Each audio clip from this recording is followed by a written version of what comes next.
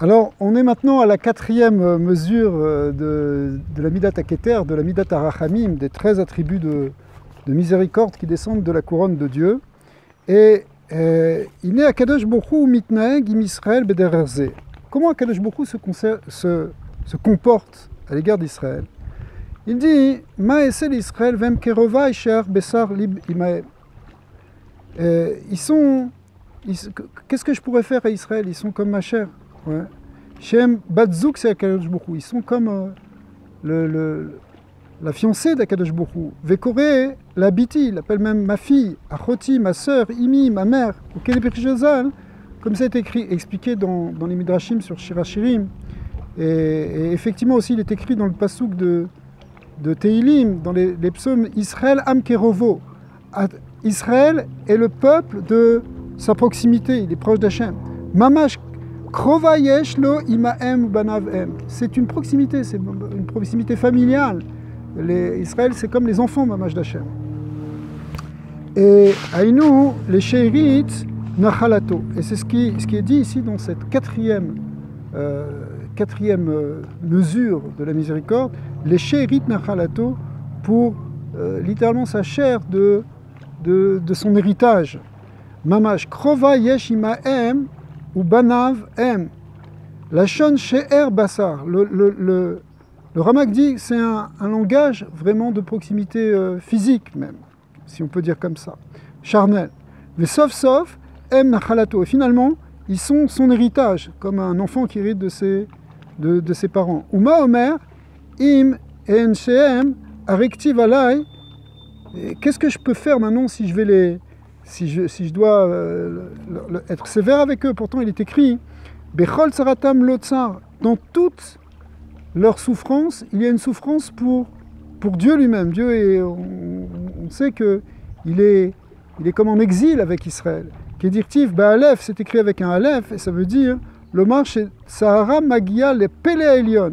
Et l'idée du alef représente la Séphirat Keter, ça veut dire que quand on dit que ça lui fait aussi un tsar, à lui, l'eau normalement s'écrit lamed vav, mais ici dans le verset c'est écrit avec un aleph, et le aleph veut dire que ça remonte jusqu'à son keter, jusqu'à sa couronne. Vechad sheken et dou partsufim, sheben ikar nanaga. Et à plus forte raison pour les sphirotes inférieures, qu'on appelle ici les deux visages, dou partsufim, qui sont Zeranpin et Malchut, les deux forces divine qui dirige directement ce monde-ci. Chez Ben Ikar Hanaga, puisque la Hanaga dépend essentiellement de ces deux séphirotes. Alors elles sont encore plus affectées évidemment par la souffrance d'Israël. Vekarinan bevav lotsar. Et on dit, finalement, on le lit avec un vav, pas avec un aleph, pour dire que c'est à lui le tsar. Parce qu'on aurait pu dire, si c'était vraiment, on avait fait une littérale du mot lo aleph, ça veut dire non, ne pas, mais quand on dit lo vav, ça veut dire que la souffrance remonte à lui et Akadosh Borou souffre avec nous dans l'exil et dans toute souffrance. Urtiv va tiktsar navsho be'amal Israël. Il a été contrit, il a été mal à l'aise à cause de la souffrance d'Israël. Ou les fiches enosovel tsara uklonam. Parce qu'Akadosh Borou ne supporte pas notre souffrance ou notre détresse. Les fiches, oui. Mipne she'em sherit nachalato. Pourquoi? Parce que c'est effectivement une relation quasi familiale qui fait que quand un proche souffre, on souffre avec lui. Alors ça c'est ce qui se passe, on voit de tous ces versets cette idée-là qui revient et qui est beaucoup développée dans les Midrashim évidemment. Mais ici maintenant comment on va l'appliquer nous entre les hommes? Eh bien il faut savoir que si Akadosh Borou il est lié avec nous d'une manière quasi charnelle, en fait tous les Bnei Israël sont aussi liés entre eux de cette même manière, c'est une même famille, c'est une même grande Neshama. Kara Adam im chavero, et donc l'homme vis-à-vis de son prochain, kol Israël em she'er basar elu im elu. En fait, c'est tous une même chair. Mipnei neshamot klulot yachad. Pourquoi? Parce qu'il y a ce qu'on appelle une itkalalut neshamot, une inclusion des âmes les unes dans les autres, c'est-à-dire que chaque neshama a une partie de l'âme des autres. Yesh basé chelek ze, chacun une part de l'autre. Ou basé chelek ze, et c'est vrai pour tous. Ou la kar en odome merubim osim et mitzvah. Alors c'est pour ça que, effectivement, c'est marqué dans le Sifra que si on fait des mitzvot à plusieurs, ça a une autre dimension que si on la fait seul. Vekolze mipne klalutam. Pourquoi? Parce qu'on a tous une partie les uns des autres. Donc c'est comme si on est 10 à faire la même mitzvah, en fait c'est comme si toutes les forces, il y a beaucoup plus de forces qui viennent s'inclure les unes dans les autres pour pouvoir réaliser cette mitzvah. Ou le car Pirshur Rabotenu Zichronim Levracha, la Gemara dans Brachot explique que quoi? Animne Asar Rishonim Bebes Akneshet Afilu Mea Baim Acharav Mekabel Esra Keleget Kulam. La Gemara établit que si les 10 premiers qui viennent à la synagogue le matin pour faire la prière, même s'il y a 100 personnes qui viennent après elles, eh bien, après ces 10 personnes, eh bien, les 10 premières personnes reçoivent le mérite des 100. Et ici, le Ramak fait une allusion pour expliquer pourquoi 100. Mea Mamash, il dit que la Gemara n'a pas choisi ce nombre de 100 comme ça au hasard pour donner un exemple, mais parce que Mea, 100, c'est Kemashmaou Mipneche Asara Mkluim Elu Beelu. Parce que quand on a dit 10 qui sont venus, en fait les 10 incluent les 10. Donc c'est 10 fois 10. Donc ça fait quoi? Ça fait 100. Vechal Echad Mehem Kalul Mimea. Et en plus, donc chacun du coup il va inclure 100.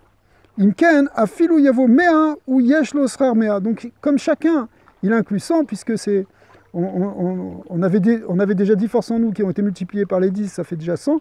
Donc en fin de compte, on a déjà 100 forces en chacun. Donc les 10 premiers ont déjà 100 forces. Et ils peuvent, par rapport à ça. Mais c'est un exemple pour dire aussi qu'effectivement, alors si on est 1000 ou 10 000, c'est encore plus évidemment. Mais c'est cette idée ici qui illustre, dans cette Gemara, hein, il y a une allusion, pourquoi la Gemara parlait de 100, pour expliquer cette idée d'inclusion les uns dans les autres. Imken afilu yavo mea ou yeshlo srar mea. Vechen mitam ze Israël arevim zelazé. À cause de ça aussi, on peut dire que les Bnei Israël sont garants les uns des autres. Comme la Gemara dans Shavuot explique, Mipne chez mamash yesh bechol echad chelek echad mechavero. Parce que chacun a une partie de l'autre en lui. Donc c'est pour ça que je me sens responsable et garant de l'autre, puisque l'autre c'est une partie de moi-même.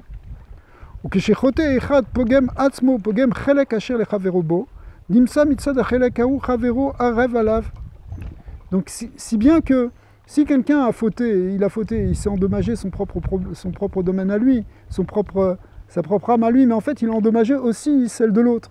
Donc l'autre aussi, finalement, il peut se sentir concerné, et il peut se sentir même concerné pour la teshuva ou pour réparer. On voit que les grands sadikim, la manière dont l'Admour Abenoni une fois expliqué que quand il reçoit des gens en yichidout, c'est-à-dire en entretien privé où les gens viennent et confient leurs problèmes et demandent de l'aide, et demandent un tikkun, hein, c'est ça ce que fait un rabbi. Un rabbi il donne un tikkun, il donne une voie pour chacun.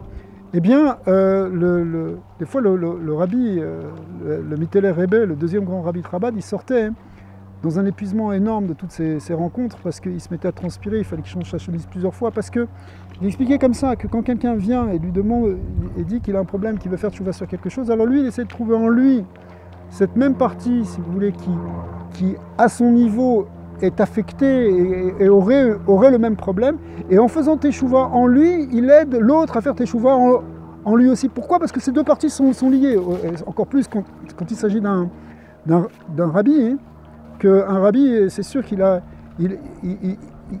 perçoit encore plus qu'il a toutes les neshamot en lui. Mais en fait, dans chacun entre nous, on a un chelek de chacun en chacun, une part de chacun. Alors, nimsa mitzad chelek aou chavero arev alav. Et de ce point de vue-là, avec cette partie-là, on est garant. Au cas raoul et adam liot rafetz betovato shel chavero. Du coup, il faut chercher le bien de son prochain.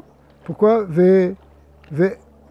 Eino tova al tovat chavero. Il faut avoir un bon œil sur le bien de son prochain. Quand tu vois quelqu'un qui a une belle bracha, bah, tu dois être content. Urvodo yie chaviv alav keshelo. Et s'il est honoré, ben ça devrait te faire autant plaisir que si c'était toi qui étais honoré. Donc il n'y a pas de jalousie, évidemment. Share ou mamash, parce que lui, il est toi.